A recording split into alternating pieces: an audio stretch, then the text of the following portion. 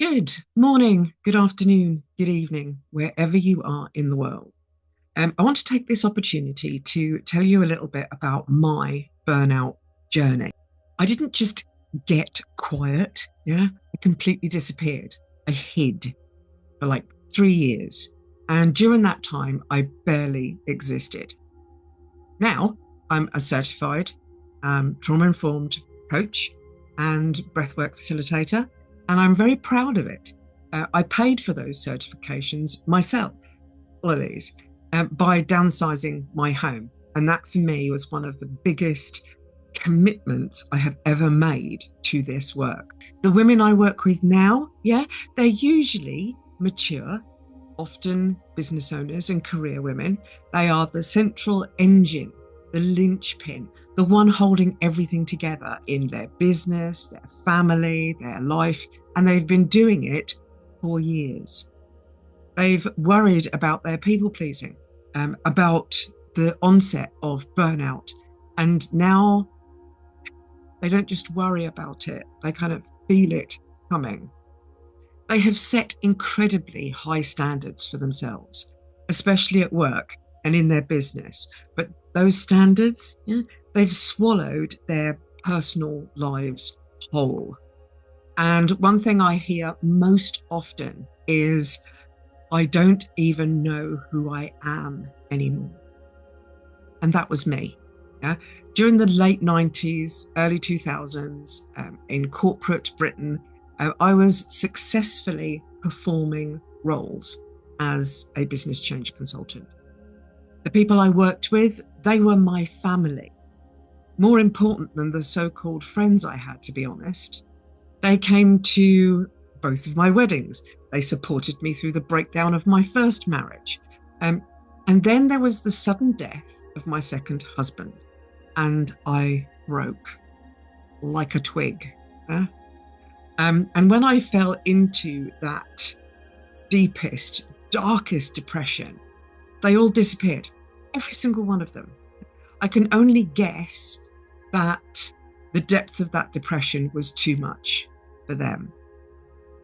That was the moment that everything gave way in my life, not just mentally, but physically, somatically. Everything I had in me was burnt to the ground. And I barely existed, to be honest, for 3 years. And my way back from that didn't start with like a big light bulb moment or anything like that. It started with me stopping smoking. And I want to pause on that for a second because this matters. I didn't quit. I didn't give up. Those are words that feel like losing something valuable, yeah? Like I was giving up something that I enjoyed. Yeah? I wasn't. So I stopped. Um, if you want to know more about that, yeah, ask me. Maybe I'll do another video on it. After that came tackling the eating disorder, which had been running unchecked through the entire breakdown. During that process, I learned so much about my body, my brain, my patterns. Yeah?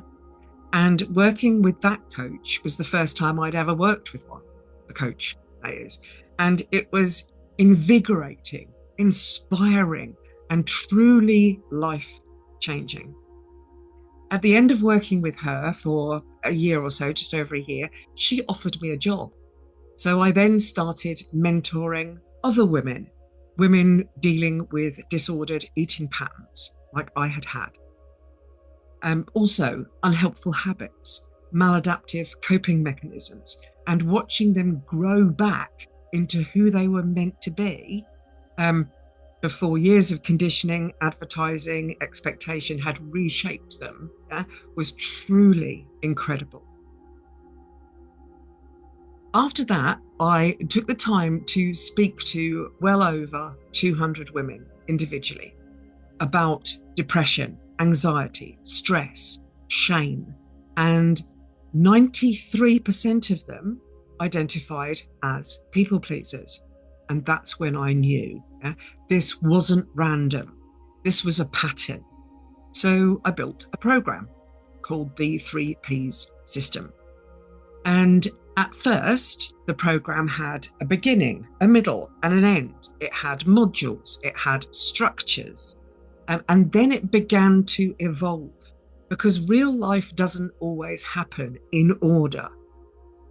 So now it's a system, and I call it the sovereign system. We don't follow a rigid path. Yeah? We work out what you need first, and then second, and then third. The system includes breath work, sessions which you can come back to again and again when you need them. And it's designed to support you, not just while you're learning, but while you are living, truly living again.